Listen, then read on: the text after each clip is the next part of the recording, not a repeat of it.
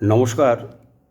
আমার সৎসঙ্গী গুরু ভাই বোন, আমার দর্শকবৃন্দ, সবাইকে আমি আমার প্রবি চ্যানেলে স্বাগত জানাই।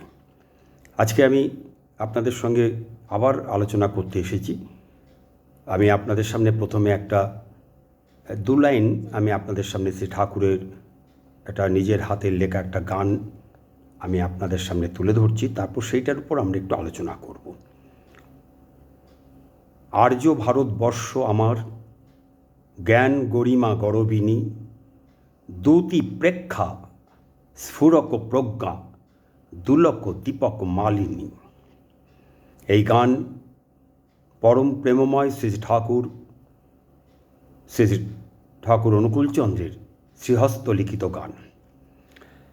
শ্রী ঠাকুর 1940 সালে 52 বছর বয়সে এই গান রচনা করেছিলেন। আমি আপনাদের সামনে শুধু দুটো লাইন তুলে ধরলাম। সময় মতো একদিন আমি এই গানটি আপনাদের সামনে পুরোটাই আমি তুলে ধরব।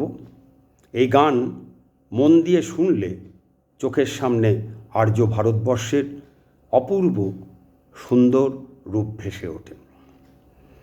এই মাস ভাদ্র মাস, আজ বাংলা 1433 সালের পবিত্র ভাদ্র মাসের তৃতীয় দিন। এই ভাদ্র মাসে আজ থেকে 138 বছর পূর্বে 1888 সালের 14ই সেপ্টেম্বর, 1295 বাংলা, 30শে ভাদ্র, শুক্রবার, বর্তমান বাংলাদেশের পাবনা জেলার হিমায়তপুর গ্রামে শ্রী ঠাকুর অনুকূলচন্দ্র জন্মগ্রহণ করেন। এই ভাদ্র মাস সমস্ত সৎসঙ্গীদের কাছে পরম পবিত্র মাস। এর আগের মাস ছিল পবিত্র শ্রাবণ মাস। এই পবিত্র শ্রাবণ মাসের 14ই শ্রাবণ, 1301 বঙ্গাব্দ, ইংরেজি 29শে জুলাই 1894 খ্রিস্টাব্দে রবিবার পরমারাধ্যা জগজ্জননী শ্রী বড়মা জন্মগ্রহণ করেছিলেন। বিশ্বজুড়ে কোটি কোটি সৎসঙ্গী মায়েরা ভক্তিভরে পালন করেছিল এই শ্রাবণ মাস। এবার এই ভাদ্র মাস পরম পবিত্র শ্রী ঠাকুরের জন্মমাস। বাংলা বছরের শ্রাবণ ও ভাদ্র এই 2 মাস সৎসঙ্গী দাদা ও মায়েদের কাছে মহা উৎসবের মাস। প্রতিটি দিন উৎসবের দিন।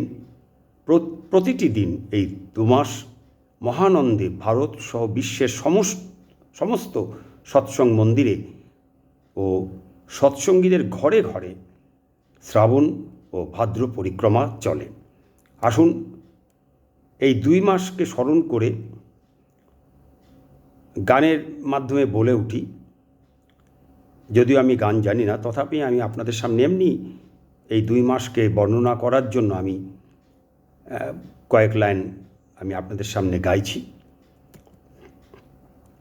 শ্রাবণ মাসে চাঁদের আলো, মায়ের হাসির ঢল, ভাদ্র মাসে প্রভুর হাসি মেটায় হলাহল, মেটায় হলাহল, মেটায় হলাহল। শ্রাবণ মাসে চাঁদের আলো, মায়ের হাসির ঢল, ভাদ্র মাসে প্রভুর হাসি মেটায় হলাহল, মেটায় হলাহল, মেটায় হলাহল। ও তোর পরাণখানা, ও তোর পরাণখানা নেচে নেচে প্রভুর পায়ে দে গো, ও তোর পরাণখানা নেচে নেচে মায়ের পায়ে দে গো। কারো দিকে ফিরে তাকাস না, মন দিয়ে মন ফেরাস না, আধার রাতে ভুল করিস না, আধার রাতে আর ভুল করিস না। কালো মেঘে ঢাকা আকাশ আজ কোথায় তুমি যাবে গো, মেঘে ঢাকা আকাশ আজ কোথায় তুমি যাবে গো, মন দিয়ে মন ফেরাস না, আধার রাতে আর ভুল করিস না, আধার রাতে ভুল করিস না। আসুন আজকের এই ভাদ্র মাসের পবিত্র তৃতীয় দিনে স্মরণ করি শ্রী ঠাকুর এই মহান ভারতের ভয়ঙ্কর অবনতি সম্পর্কে কি বলে গেছেন। স্বাধীনতার পর থেকে ৮০ বছর ধরে ভারতের অবনতি কোন পর্যায়ে নেমে এসেছে সেটা আমি, আপনি সবাই সত্যি মিথ্যা প্রতিদিনই সোশ্যাল মিডিয়ার আশীর্বাদে ও দৌলতে দেখতে পাচ্ছি। যা আগে আমরা জানতে পারতাম না, দেখতে পারতাম না, বুঝতে পারতাম না। একমাত্র মাধ্যম ছিল সংবাদপত্র ও রেডিও। কিন্তু আজ দুনিয়া হাতের মুঠোয়। ছোট্ট মোবাইল নামক ইলেকট্রনিক্স যন্ত্র দিয়ে সত্য, মিথ্যা, অশ্লীল, ন্যায়, অন্যায়, প্রেম, ভালোবাসা, নির্মমতা, নিষ্ঠুরতা সব বিষয় মুহূর্তে দেখতে পারি, জানতে পারি, পৌঁছে যেতে পারি দেশ ও বিদেশের এক প্রান্ত থেকে অন্য প্রান্তে। শ্রী ঠাকুর ভারতের এই অবনতি সম্পর্কে বলেছেন, ভারতের অবনতি, ডিজেনারেশন তখন থেকে আরম্ভ হয়েছে যখন থেকে ভারতবাসীর কাছে অমূর্ত ভগবান অসীম হয়ে উঠেছে। ঋষি বাদ দিয়ে ঋষিবাদের উপাসনা আরম্ভ হয়েছে।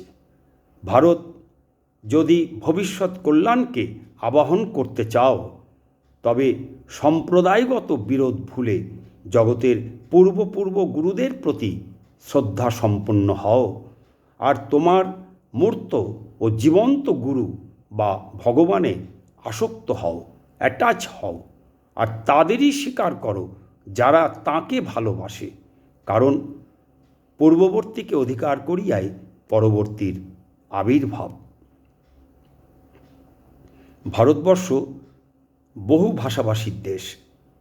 স্বাধীনতার পর থেকে দীর্ঘ বহু বছর ভারতে কৃষ্টি, সংস্কৃতি, ভারতের ঐতিহ্য, ভারতের দর্শন, নানা ভাষা, নানা মত, নানা পরিধান, বিবিধের মাঝে দেখো মিলন মহান, একতায় বল, বিভেদে পতন, অতিথি দেব ভব, বসুদৈব কুটুম্বকম ইত্যাদির চর্চা হয়নি।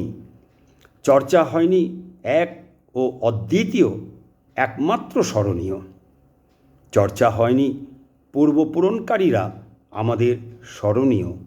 চর্চা করা হয়নি পূর্বপূরণকারীদের যারা অনুসরণ করেছে সেই সমস্ত পিতৃপুরুষেরা স্মরণীয়। চর্চা করা হয়নি অস্তিত্বের গুণ পরিপোষক যে বর্ণাশ্রম, সেই বর্ণাশ্রমের চর্চা হয়নি। চর্চা হয়নি পূর্বপূরণকারী বর্তমান পুরুষোত্তমের। আর এটাই যে আর্য পথ, এটাই যে চিরন্তন স্বধর্ম স্মরণযোগ্য, তার চর্চা হয়নি। ফলে ভারতবর্ষের 150 কোটি বিভিন্ন ভাষাভাষী, বিভিন্ন সম্প্রদায়ের আর্য ভারতীয়দের মধ্যে ঐক্য গড়ে ওঠেনি। আর তা হয়নি সঠিক নেতৃত্বের অভাবে। তবে এই মহাবিপদ থেকে একদিন ভারত রক্ষা তো পাবেই এবং সমগ্র বিশ্বকে পথ দেখাবে। আর তার রূপরেখাও তৈরি করে রেখেছেন আর্য কৃষ্টি, আর্য সংস্কৃতির, আর্য পথের মূর্ত রূপ পুরুষোত্তম পরম পিতা, পরম প্রেমময় শ্রী শ্রী রামচন্দ্র, শ্রী শ্রী কৃষ্ণ, শ্রী শ্রী বুদ্ধ, শ্রী শ্রী যিশু, শ্রী শ্রী হজরত মোহাম্মদ, শ্রী শ্রী মহাপ্রভু, শ্রী শ্রী ঠাকুর রামকৃষ্ণের বর্তমান রূপ, সেই একমে বাদিত্যম স্বয়ং বর্তমান পুরুষোত্তম পরম পিতা, পরম প্রেমময় শ্রী ঠাকুর অনুকূলচন্দ্র। তিনি আর্য কৃষ্টি ও আর্য পথের মূর্ত রূপকে আমরা যে স্মরণ করি, তিনি সেই রূপ। সেই মূর্ত রূপকে সামনে রেখে আবার আর্য ভারতবর্ষ গড়ে তোলার নেতৃত্ব দিচ্ছেন শ্রী শ্রী ঠাকুরের বলে যাওয়া শ্রী শ্রী আচার্যদেব প্রথা, শ্রী শ্রী আচার্য পরম্পরা, বর্তমান ঈশ্বর কোটি পুরুষ শ্রী শ্রী আচার্যদেব, শ্রী শ্রী বাবাই দাদা। আসুন আজকের মতন আপনাদের সামনে থেকে বিদায় নিচ্ছি। আমি ছোট্ট করে আপনাদের সামনে তুলে ধরলাম আমার অনুরোধ, আপনারা ভিডিওটা সম্পূর্ণ মাঝখান থেকে বন্ধ করে দিয়ে টেনে না শুনে পুরোটাই শোনার আমার একান্ত অনুরোধ। আপনারা শুনুন, আপনারা আপনাদের মতামত জানাবেন, আর যদি ভালো লাগে তাহলে আপনারা আপনাদের যেটা আপনাদের মনে হয় যে শেয়ার করলে মানুষের কাছে পৌঁছে যায় সেটাও আপনারা করবেন। আমি ধন্য হব, উৎসাহ পাব আবার পরবর্তী ভিডিওতে আপনাদের কাছে আসার জন্য। নমস্কার, জয় গুরু।